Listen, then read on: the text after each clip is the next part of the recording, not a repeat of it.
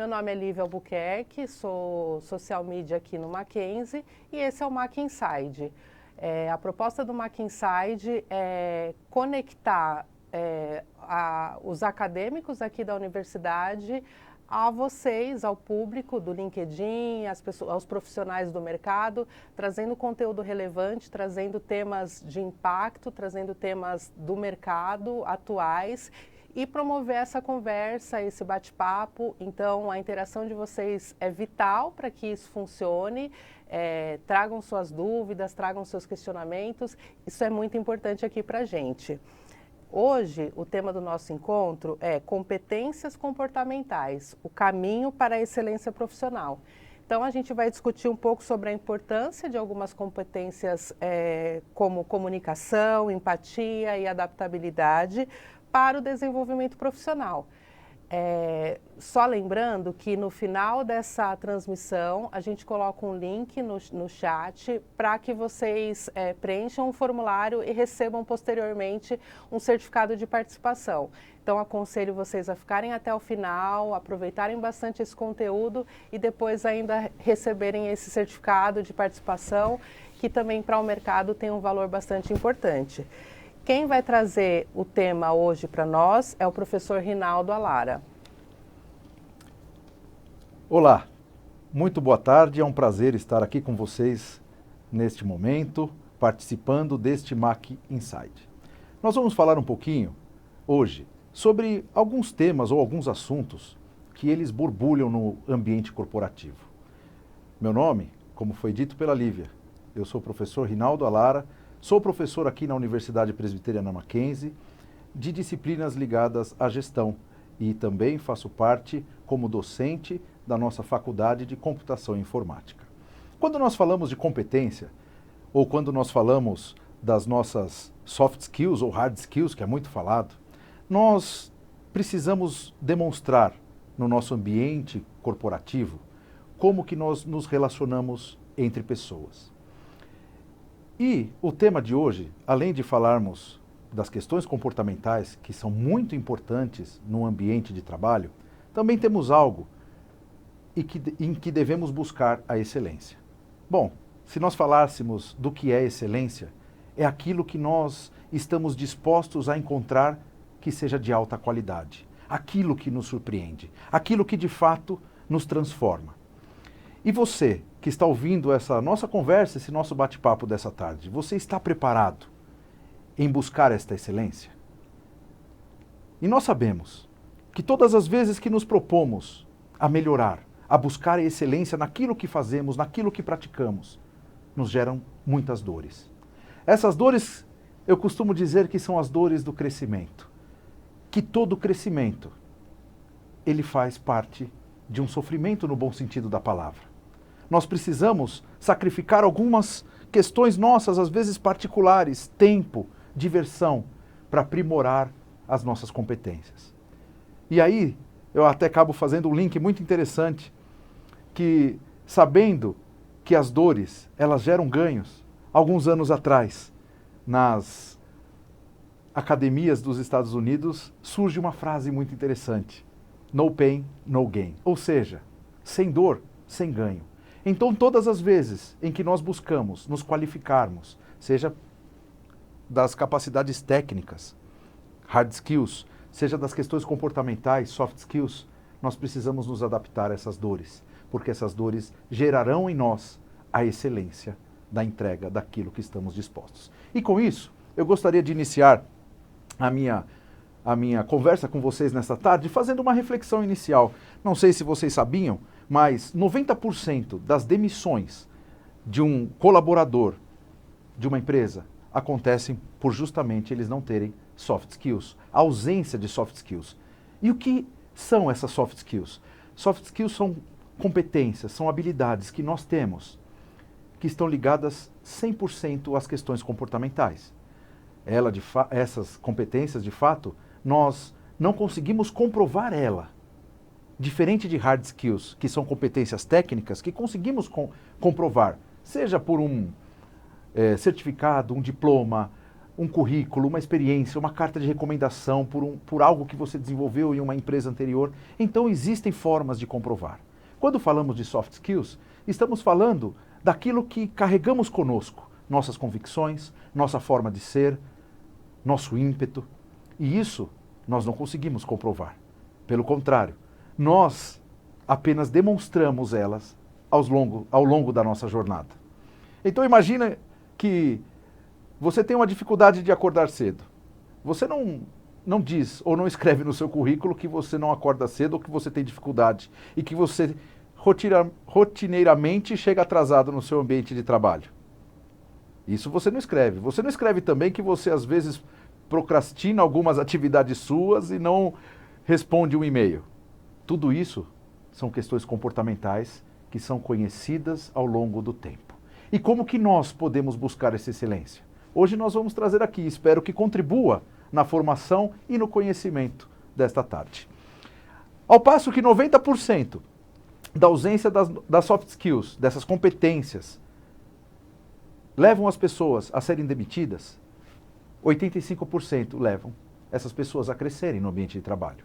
Ou seja, sabemos que dentro de uma pirâmide de hierarquia institucional, nós temos a base dessa pirâmide, o operacional, o meio dessa pirâmide, o tático, e a ponta dessa pirâmide, o estratégico. E todas as vezes que buscamos a caminhada rumo ao estratégico, ou seja, nos tornar um gerente executivo, tornar um diretor, tornar um CEO, nós estamos um pouco mais distante do hard skill, ou seja, das questões técnicas que estão vinculadas ao operacional. E aí sim, nós conseguimos desenvolver em nós as competências que nos levarão ao crescimento, como trabalho em equipe, a responsabilidade, a colaboração ao próximo. Então nós temos uma grande responsabilidade num ambiente corporativo, ambiente este que é contemplado por diversas pessoas, cada uma com a sua forma de criação, com a sua crença, com a sua metodologia de trabalho, com o seu temperamento, com a sua forma de ser. Então, como nós podemos buscar a excelência neste ambiente?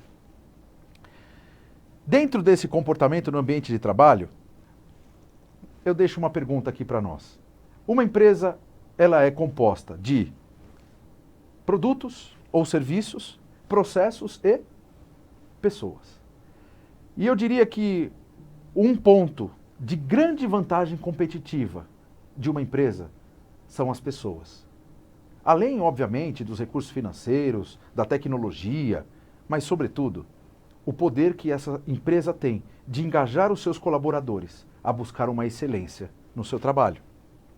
E as questões comportamentais, elas são, eu diria que, quase que essenciais para o funcionamento de uma empresa.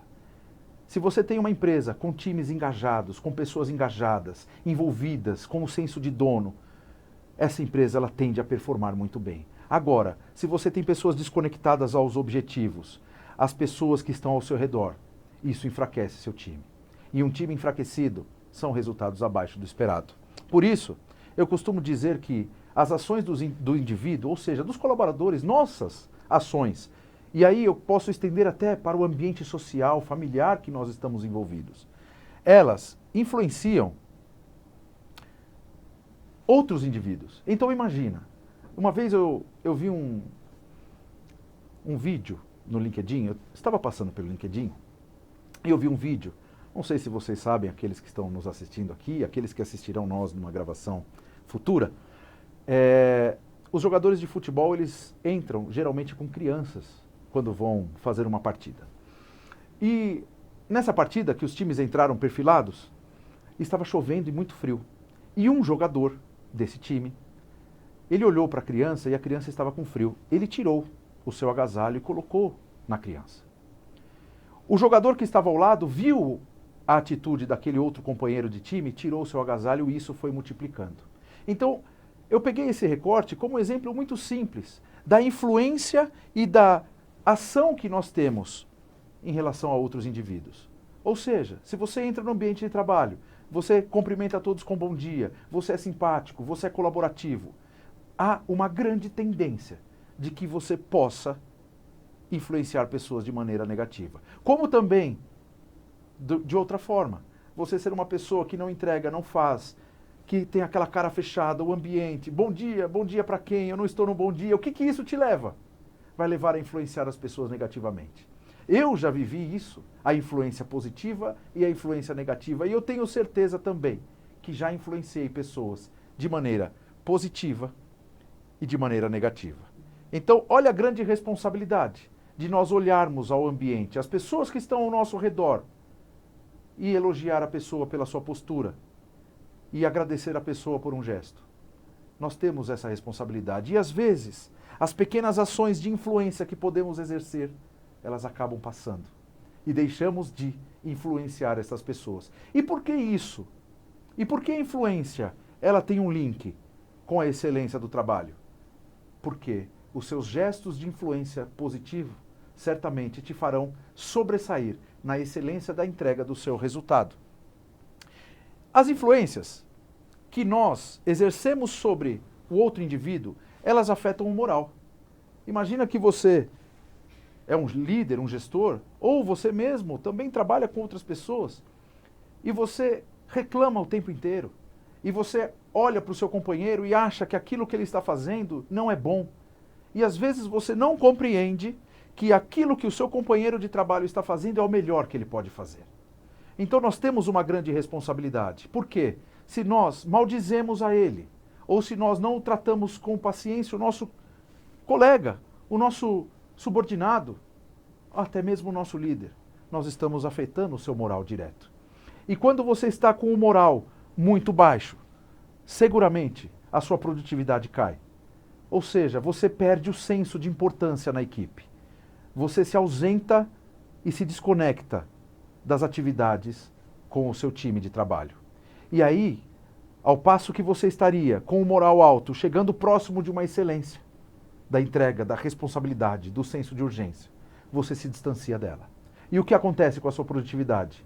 Quando você está com o moral baixo, quando sua produtividade cai, isso vem afetando as suas crenças, sua cultura. Você deixa de crer de que você pode agir, de que você pode ser bom, de que você pode conseguir aquilo que tanto você estudou, que tanto você se capacitou, que tanto você se propôs a se desafiar.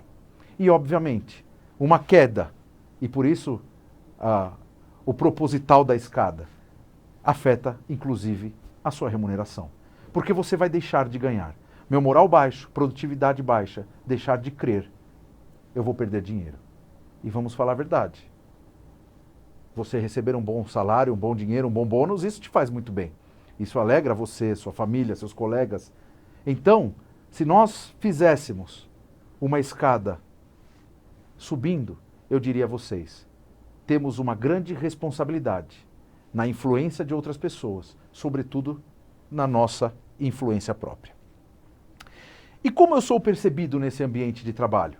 Como que as pessoas imaginam como é o Rinaldo, como é a Maria, como é o José no ambiente de trabalho?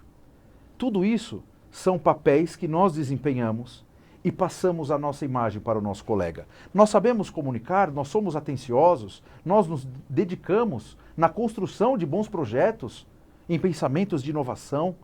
Nós trabalhamos em equipe e às vezes nós, não estou falando aqui para que deixamos de respeitar as normas ou as regras, mas muitas das vezes nós precisamos fazer mais.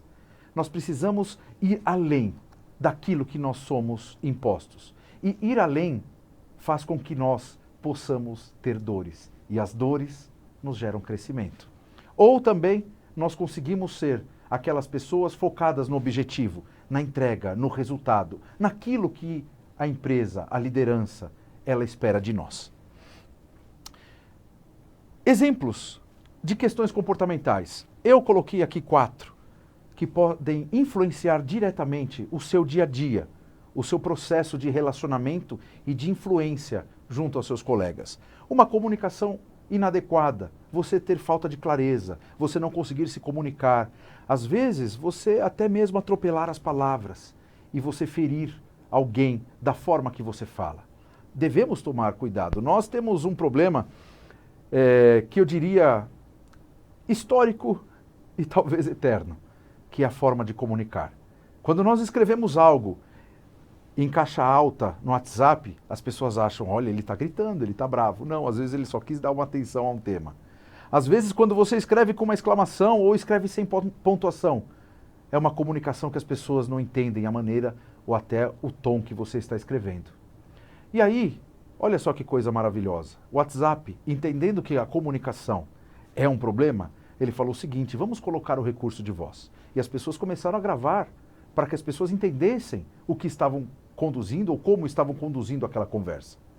Mas nós estamos vivendo dias e uma geração tão acelerada que agora nós temos o vezes 2 no WhatsApp, porque as pessoas têm ausência de paciência em ouvir, em escrever.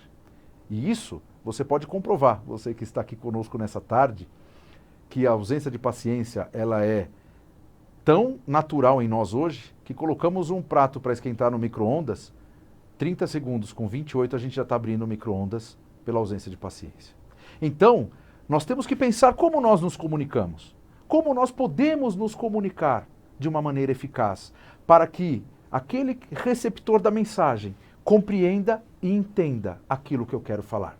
Outro ponto muito importante, que eu diria a falta de colaboração. Aquela pessoa que está ao seu lado, que está ao seu redor, com aquela cara fechada, que olha para você trabalhando todos os dias, dando o seu sangue, o seu suor, e ela percebe que você precisa de ajuda, ela não te ajuda. A falta de colaboração ou a ausência dela é algo que permeia todos os ambientes corporativos. Colaborar faz parte. Colaborar é um sentimento que todo mundo precisa e as pessoas se agradam disso. Conflitos interpessoais. Eu falei aqui um pouquinho antes de que as pessoas, elas têm cada um o seu jeito. Uns mais tímidos, outros mais extrovertidos, alguns mais reservados, outros que falam com maior facilidade, isso não importa. O que acontece? Esse problema ou essa comunicação inadequada, ela pode gerar em alguns momentos, conflitos. E como lidar com esses conflitos no ambiente de trabalho para que não gere o conflito falta de colaboração? E que não gere e não afete o seu moral, que não afete o resultado da empresa. Então nós precisamos ter a maturidade, que no ambiente corporativo, cada um tem a sua opinião, cada um tem a sua forma, a sua postura, a sua maneira de agir. Então depende de nós, na busca pela excelência, interpretar se essa forma que a pessoa está sendo agressiva na comunicação ou se impondo, nós conseguimos agir de uma forma madura e extremamente potencializada na busca da excelência. E o último ponto, muito sensível, é a falta de ética profissional. Ou seja, nós temos em diversas áreas, em diversas empresas, em diversas companhias, normas, manuais de regras, de procedimentos.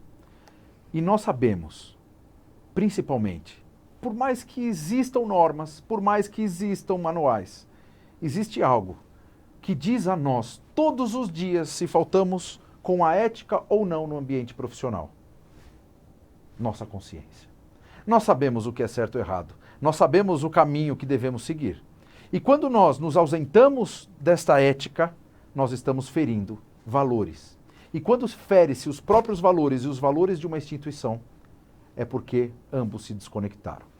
Então, pessoal, o que eu queria trazer para vocês, alguns pontos que são tão importantes com relação à questão comportamental e a busca por essa excelência, porque muitas das vezes nós precisaremos nos moldar a nós mesmos para entender outras pessoas e entender também que a nossa postura ela pode influenciar.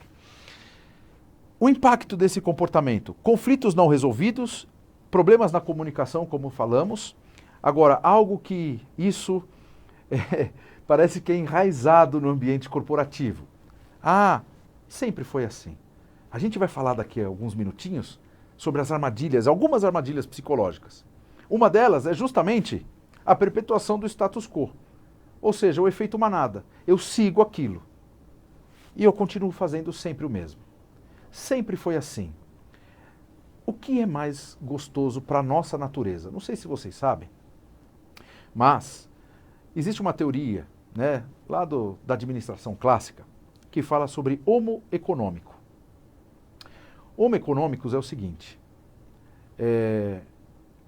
o homem, eu vou falar numa linguagem muito simples, o homem ele tem uma predisposição a ser preguiçoso, ele economia energia, ele não dispõe de toda a sua energia, então o homem ele precisa receber incentivos para que ele possa produzir e entregar aquilo com excelência. Então, a natureza humana, e se nós refletirmos lá na pré-história, quando o homem ficava sentado debaixo de uma árvore, economizando energia para o dia que ele iria caçar, nós entendemos que é muito mais confortável ficar no nosso sofá, pegar aquele cobertorzinho e assistir um Netflix, do que acordar 5 horas da manhã e fazer a nossa funcional e postar no Instagram e escrever assim, hoje está pago. Não é verdade? Por quê? Porque sair da zona de conforto é gasto de energia. E gasto de energia acaba nos deixando cansado, tira nós da zona de conforto. E o sempre foi assim, nos deixa na zona de conforto. Eu sempre preenchi essa planilha dessa forma, eu sempre atendi o telefone dessa forma, sempre segui determinado processo dessa maneira. Será que não existem outros caminhos que possam te levar à busca pela excelência? E a ansiedade versus a realidade. Nós sabemos, e temos a ciência, de que a ansiedade ela tem ganhado uma notoriedade muito grande nos dias atuais, principalmente potencializado pela pandemia, as incertezas, né? Então, o que tem acontecido? Nós temos hoje muitas pessoas que estão sofrendo de ansiedade. A ansiedade é a predisposição que o indivíduo tem em se preocupar com o futuro, com aquilo que ele não sabe, com o incerto. E isso gera nas pessoas aquela angústia da ansiedade. Quando nós falamos da nossa ansiedade, de um futuro que queremos e que não conseguimos, e trazemos isso para a nossa realidade, nós desenvolvemos, às vezes, questões comportamentais muito profundas. Então, nesse momento, nós precisamos buscar em nós a resiliência, o foco, para que possamos nos fortalecer mentalmente por meio das nossas atitudes, por meio das nossas realizações. Falar que nós temos ansiedade daquilo que precisamos alcançar, da nossa carreira, do nosso futuro, nós não sabemos. Mas nós também temos que pautar a nossa vida por conquistas.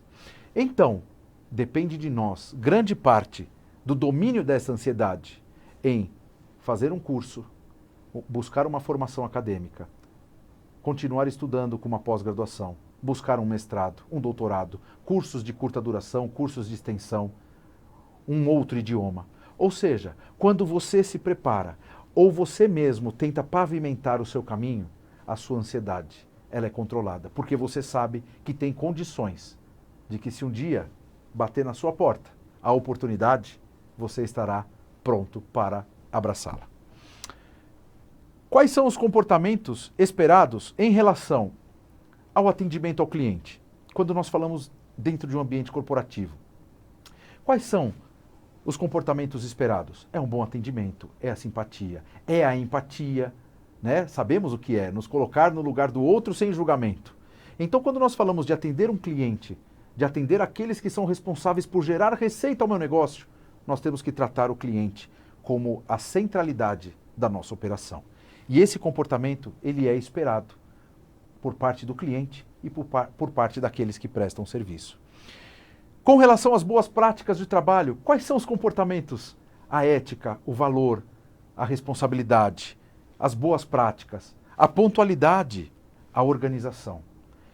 Todas essas competências são esperadas por você, por mim, no ambiente de trabalho. Então nós temos que nos conectar com ela. Precisamos carregar estas competências dentro do nosso ambiente. E somos responsáveis por isso.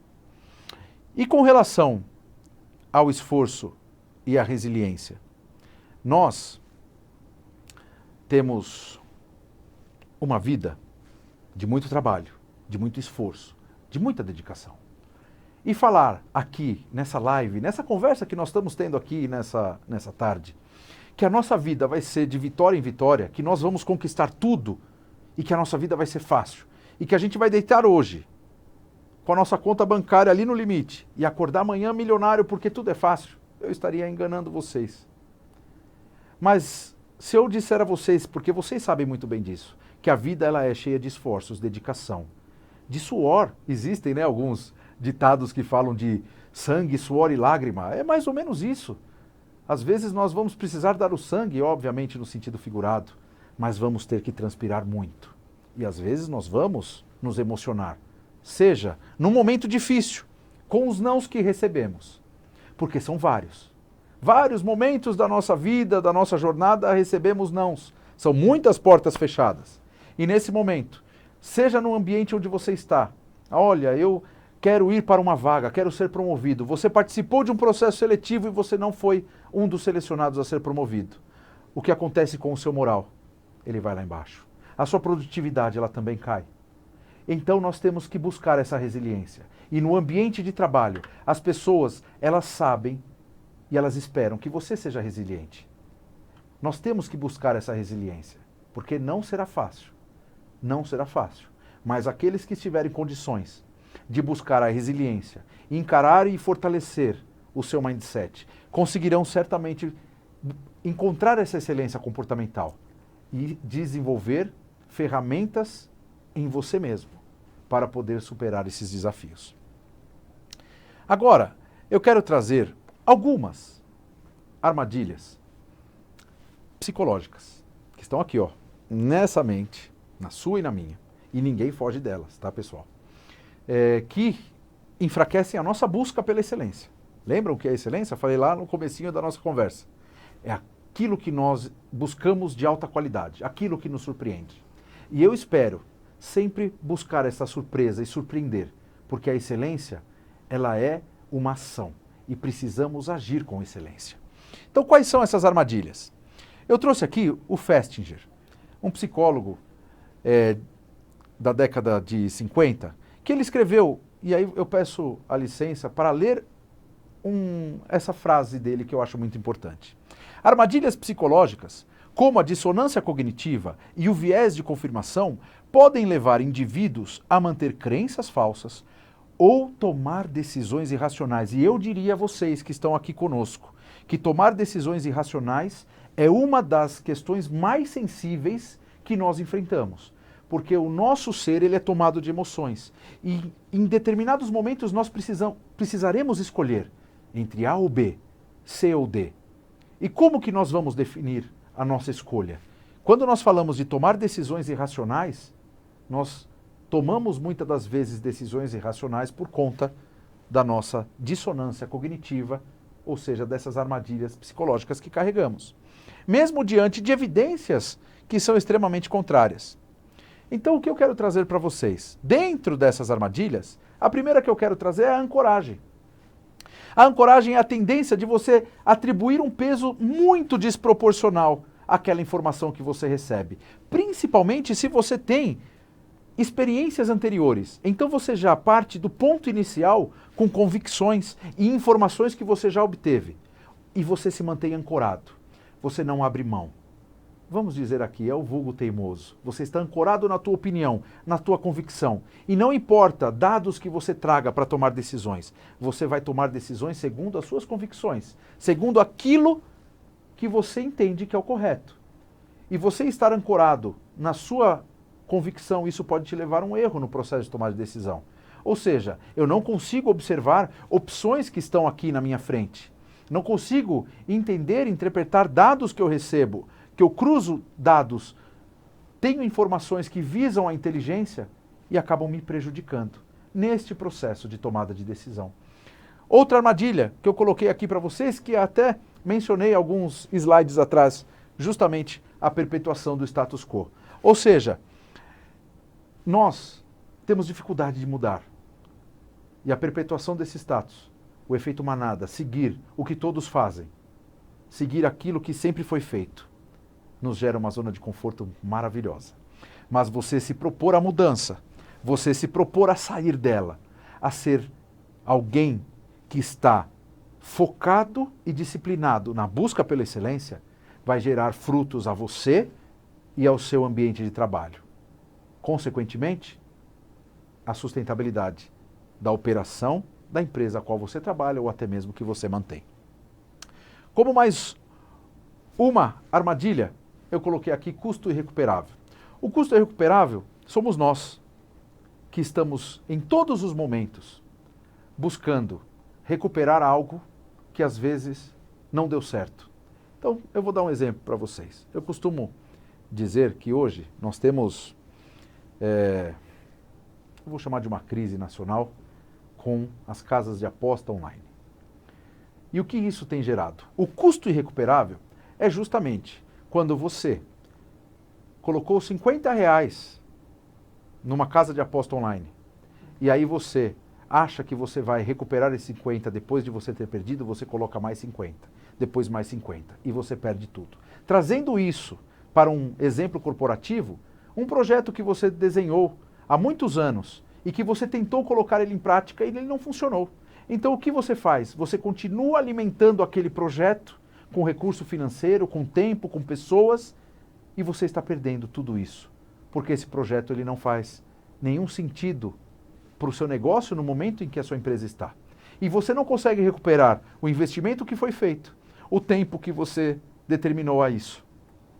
Então essa armadilha psicológica nos coloca num momento muito sensível de que nós devemos, de fato, expor e colocar todas as nossas forças, todo o nosso empenho naquilo que de fato faz sentido. Mais uma armadilha para nós aqui nessa tarde. Evidência confirmadora. A evidência confirmadora é a tendência a buscar informações que corroborem com o seu instinto ou o seu ponto de vista. Você, quando tem uma evidência confirmadora, você não buscar informações que contradizam, ou contradigam você, perdão. Então imaginem que você quer comprar um carro, então você vai comprar um carro. Vou pegar um exemplo que agora está em alta, um carro elétrico, né, com alimentação por bateria. Então você compra ele. Aí você vai entrar em fóruns, vai consultar pessoas que têm carros e que esses carros que eles têm, eles são defensores e gostam desse carro. Então você só busca informações que confirmem a evidência que você tem, daquilo que você gosta. Você não vai buscar informações numa fonte que contradiz aquilo que você está buscando. Então você fala que o carro é maravilhoso, que é econômico, que ele roda bem, para o dia a dia funciona, maravilha. Agora, quando alguém chega e fala assim, olha, veja bem, por quê? Porque você tem um carro que uma bateria, ela vai viciar e ela vai durar pouco, para trocar uma bateria ela custa X mil reais, você não consegue fazer grandes viagens porque você não tem alimentação via eletricidade ao longo das estradas aqui no Brasil, então você traz algumas informações que confrontam e conflitam com aquilo que você tem. E o que isso gera? Isso gera o contraponto da reflexão. E a armadilha psicológica da evidência confirmadora, ela justamente se distancia desse contraponto, porque eu vou buscar aquilo que eu quero, aquilo que eu penso. Então, tomem cuidado com essa armadilha. O excesso de confiança. O excesso de confiança, você ter confiança nas suas ações, naquilo que você faz, isso é fantástico. Nós devemos ter confiança. Não devemos ser derrotados, mas devemos ser vencedores. Devemos ter essa mentalidade de que vamos conseguir. Mas o excesso de confiança, ele te cega no processo de tomada de decisão. Porque você acha que você é tão bom, você acha que você tem todos os dados, você acha que você consegue realizar todas as atribuições que o teu líder pede. E aí você flerta com a soberba. Você flerta com algo que pode gerar desconforto junto a quem está ou que faz parte da sua equipe. Então o excesso de confiança, ela é uma armadilha. Por quê? Você confiar demais nas suas previsões, nas suas decisões, podem gerar essa miopia ou essa cegueira corporativa a você, que consequentemente te levará a errar no momento em que você escolher, porque você não tem o olhar do todo pelo seu excesso de confiança. E mais uma, que eu faço um contraponto ao excesso da confiança, é você ter uma prudência em excesso. Você ter muita cautela, você ser extremamente cauteloso, vai às vezes tirar de você a vontade de conquistar, de inovar, de buscar. E como encontrar esse equilíbrio? Como buscar o equilíbrio entre os dois? Em 1977, na década de 70, 1977, um dos colaboradores da Kodak, ele desenvolveu a primeira câmera digital. Ao invés de cartão de memória, ele usava filmes ou fitas de videocassete como memória. E você podia armazenar até 30 ou 40 imagens dentro daquele vídeo. E ele apresentou para os donos da Kodak. Ou seja, a Kodak, uma empresa que tinha como modelo de negócio a venda de câmeras fotográficas e do filme que alimentavam essas câmeras, eles encontraram naquilo um problema muito grande. Imagina, se nós fizéssemos um modelo de negócio ou uma câmera digital como você está propondo, nós vamos canibalizar a nossa empresa. E aí ele levou a sua ideia para outras empresas. As outras empresas, elas absorveram isso e colocaram no mercado. E hoje nós temos uma dificuldade de até pessoas ou gerações mais novas de compreender que empresa é a Kodak. Isso foi a prudência. Foi a prudência de você achar que o seu negócio ele duraria para sempre. Outro exemplo que eu quero pegar aqui,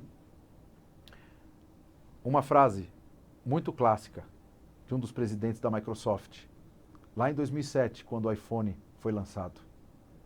Ele disse que o iPhone seria uma febre, que o iPhone seria algo passageiro. Então nós temos aí o iPhone até hoje. Nós temos tendência disso. E um mercado preparado. Temos diversos exemplos.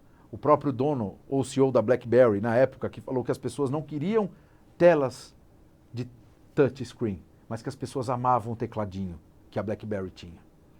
O que aconteceu com a BlackBerry hoje? Pelo excesso de prudência, ela não existe mais. Então, o que eu queria dizer a vocês? As questões comportamentais, elas são extremamente importantes para o ambiente de trabalho. Entre elas, devemos dominar as armadilhas psicológicas que temos. E com isso, eu queria convidar vocês a fazer uma reflexão aqui comigo para nós encerrarmos essa conversa. E eu vou dizer para vocês, estou muito contente, muito entusiasmado em trazer esse bate-papo para nós nessa tarde.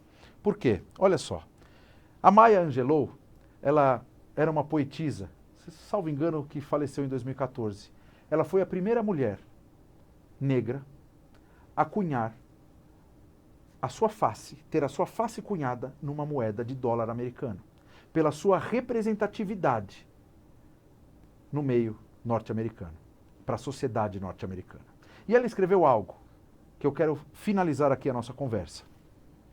Eu aprendi que as pessoas vão esquecer o que você disse, as pessoas vão esquecer o que você fez, mas as pessoas nunca esquecerão como você a fez sentir. Olha a nossa responsabilidade.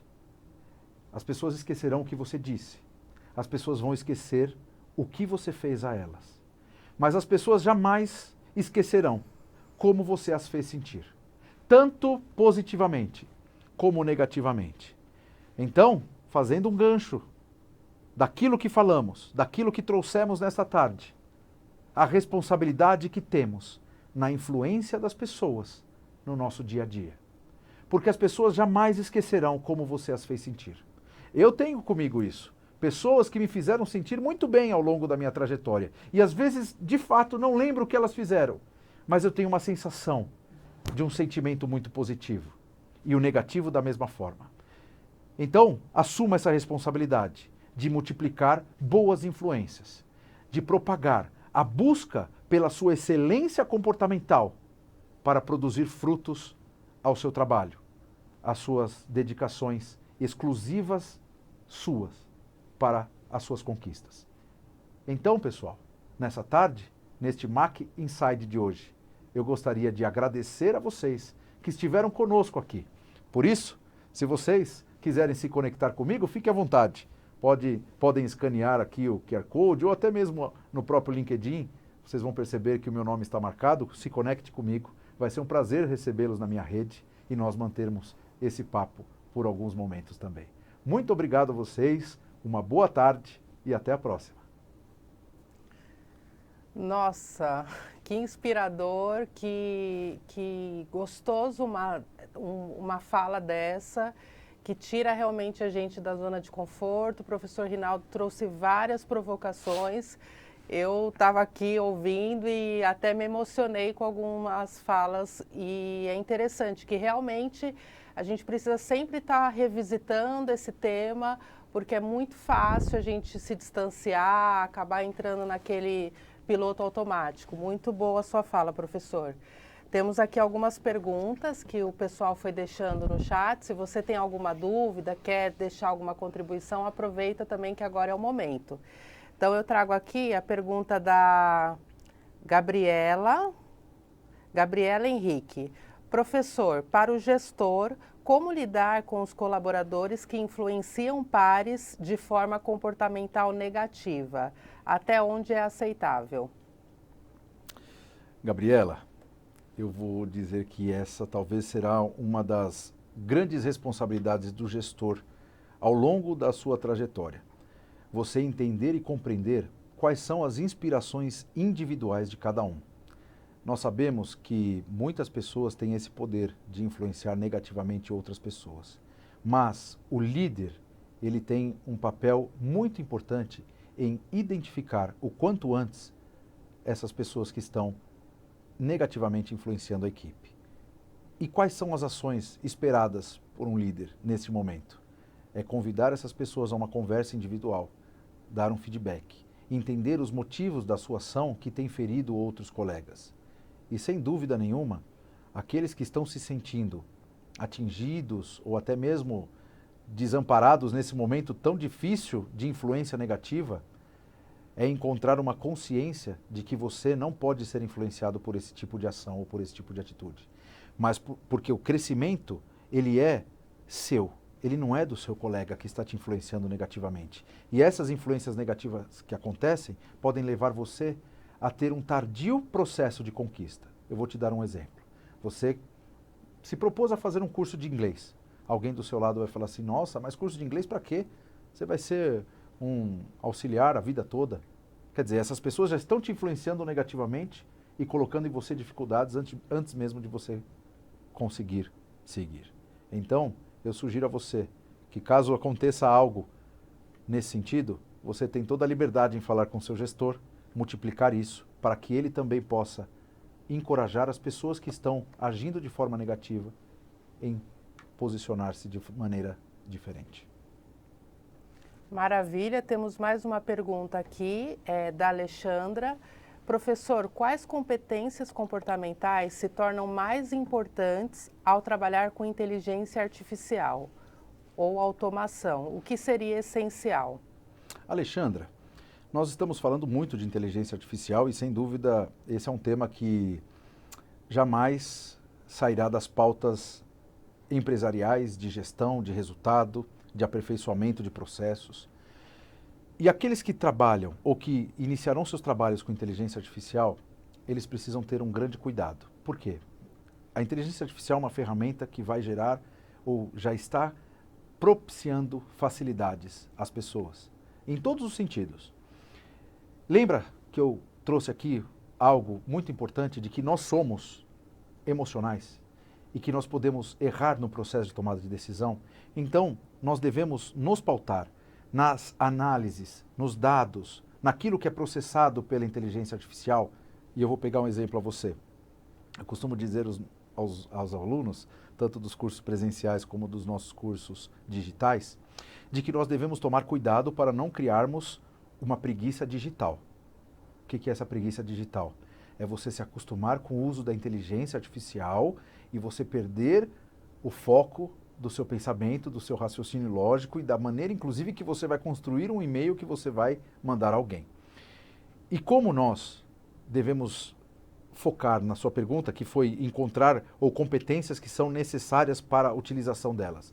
Eu acredito nessas competências, de você dominar a sua inteligência emocional e ter ela fortalecida para que você trabalhe com os dados e trabalhe com a inteligência artificial, para que você tenha também um racional muito claro daquilo que está sendo gerado, da sua visão de inovação, a aplicá-la no seu ambiente de trabalho.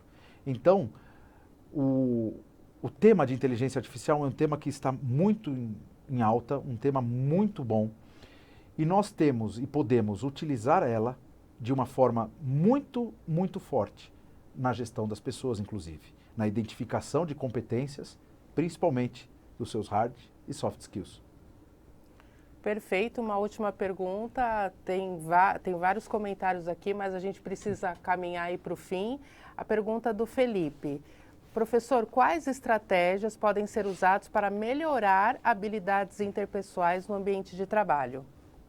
Felipe, habilidades interpessoais, você deve buscar conteúdos e consumir conteúdos que vão te auxiliar nisso. Eu quero te dar um exemplo, né? Tem pessoas que têm uma facilidade um pouco maior da fala, tem pessoas que têm uma facilidade maior de se posicionar, outras são tímidas, outras guardam muito para si, não dividem com seus colegas o momento de uma reunião, por exemplo, a pessoa não consegue se impor ou expor a sua ideia. Quando você diz das estratégias que nós devemos adotar, eu sugeriria a você uma estratégia de você ter convicções claras daquilo que você gostaria de se posicionar no momento certo. Se você tiver a oportunidade e precisar discordar, discorde. Só que discorde de uma maneira fundamentada. Não discorde por discordar.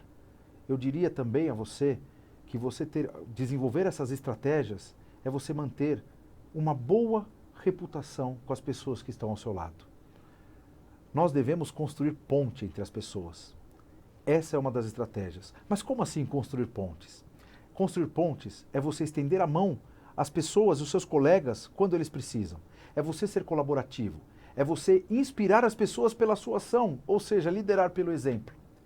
Desta forma, você desenvolverá estratégias de relacionamento interpessoal que fortalecerão a sua imagem perante os seus colegas e o ambiente onde você está inserido.